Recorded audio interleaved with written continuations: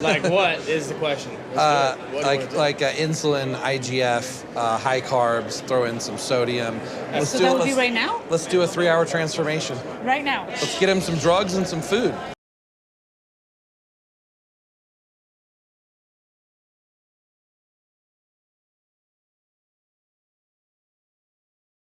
What's up guys, Derek, moreplates.com. Today we are going to be not reacting to, but sort of giving my review of Trafficked with Mariana Van Zeller. So I actually did a reaction video to Joe Rogan and her talking about anabolics, Tony Hughes, Rich Piana, some of the stuff that went into these sort of, what do you even call this? Is this it's a TV program, but it's almost kind of like a documentary of sorts. Oh, here we go. Watch Trafficked with Mariana Van Zeller documentary. So they're like different episodes of like different documentaries essentially. So episode 4 was called Steroids, and this is basically going through the lifestyle of Tony Hughes. And this is when I did the first reaction video, the thing hadn't come out yet. So I was basically just reacting to them talking about the thing.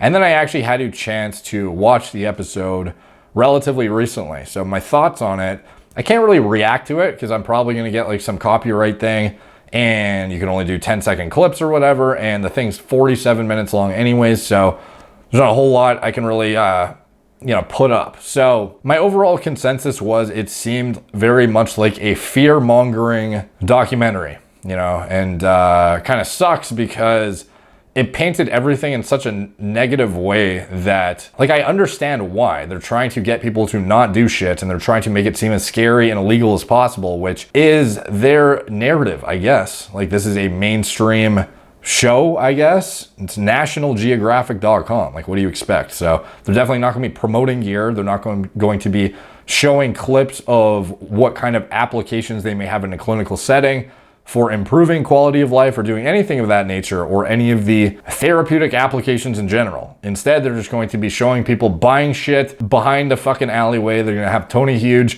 and cut around him where he's talking about, some 19-year-old kid taking a bunch of experimental research chemicals to step on stage against guys on steroids, and, all the steroids he's done, and, their testing facilities and how they procure certain, drugs and shit like that. And that was pretty much the whole thing. Like, realistically, it was, of all of the enhanced documentaries, this was probably my least favorite because it had the least actual, like, information. It was just, they cut around shit, and then they just show, Tony meets up with blah, blah, blah to buy, like, blank. And then, like, no science was included, no fucking anything. It was basically just like, how to dope some young kid to step on stage. Well, not young kid. He's actually, I think his Instagram handle is the Retro Physique. Seems like a cool dude, by the way.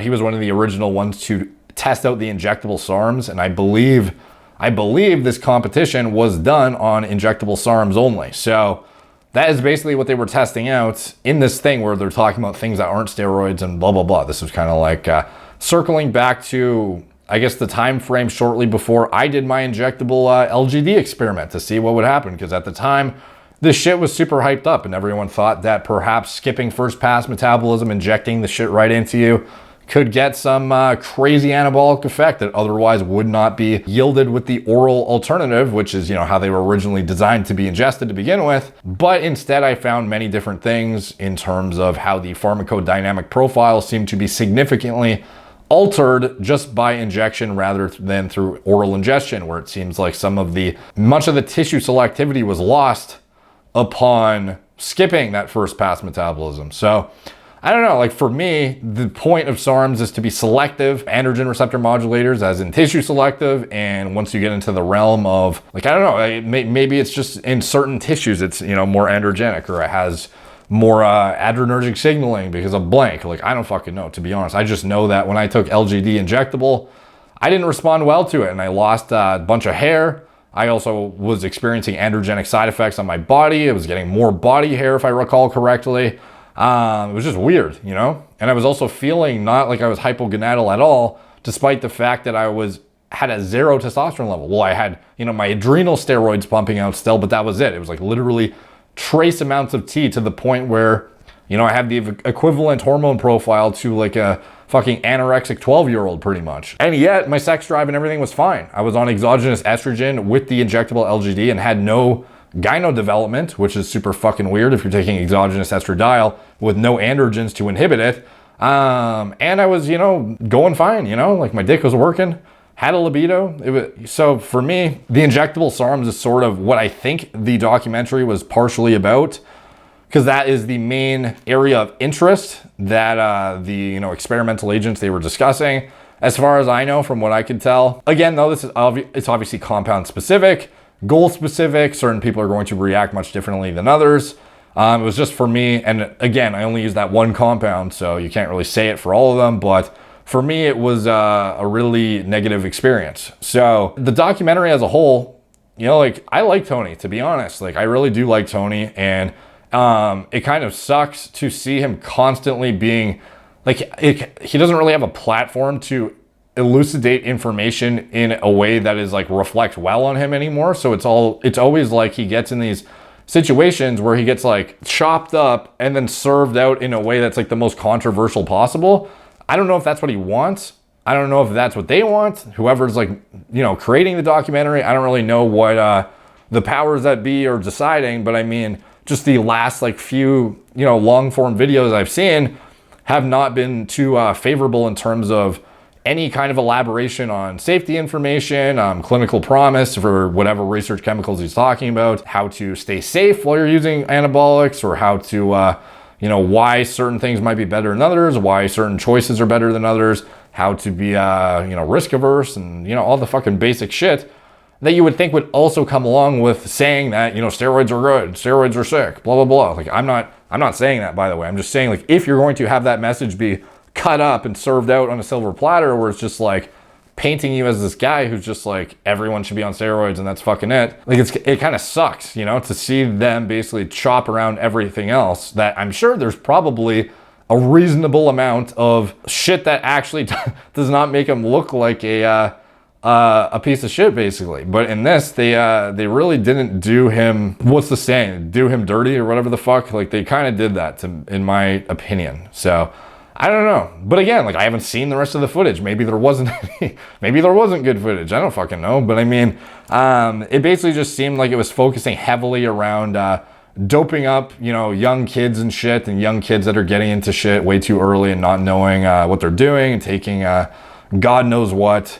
And, I recommend against that too, especially in your teenagehood when you could otherwise potentially inhibit some physiologic processes that are very necessary for full maturation, inhibiting your potential growth even. We can't prove for certain, but it certainly has a lot of interplay when you start fucking with androgen and estrogen receptors, where it has direct interplay into your growth plate closure and whatnot, as well as just the the deprivation of androgens and shit that would otherwise be responsible for sexual differentiation and maturation. A lot of things that are not talked about in this. At least if you're going to talk about risks, instead of just saying you could have a heart attack, it's it almost doesn't hit home until you actually specifically, if you told a fucking 14-year-old kid, hey, if you take SARMs, you might inhibit your dick from getting bigger or actually getting to full size ever. I'm pretty sure he's going to take you a lot more seriously than you saying if you start taking this, you might have a heart attack when you're 57, So I feel that kind of shit, at least if you're going to focus on the risks and the safety problems, the danger, have a specific, a scientific breakdown that is actually reasonable and would actually sway the kid away from doing it, rather than just being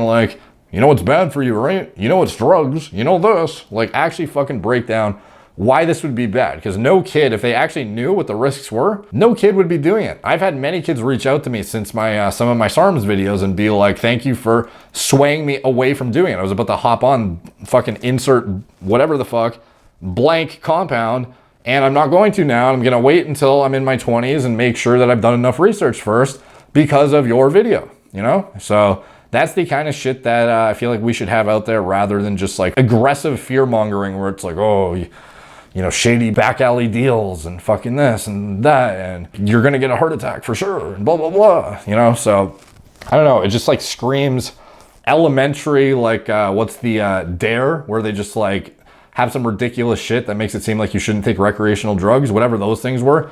That's almost what this documentary comes across as. So it's almost like masquerading as transparent while being like a fear-mongering piece is how I felt about it. So anyways, I like Tony. I think he has he's very charismatic, and I think he has a lot of potential for being a very good spokesperson for the bodybuilding community. I think in the past year or so, though, is sort of like veered off into this like less favorable light. And I don't know if that's just because of censorship or because he actually just has a lot less, like he doesn't care as much about those topics anymore as he used to. But it would be nice to see one of these documentaries not just like fucking paint him out to be like the devil character, like for once, and like sort of listen to more of what he has to say, I guess, you know, as opposed to just like he does say some pretty fucking aggressive shit though too, where he's just like, I think tons of people should be on steroids. It's like, you gotta be, I would be more careful about it. I don't know, but like at the end of the day, at least have a comprehensive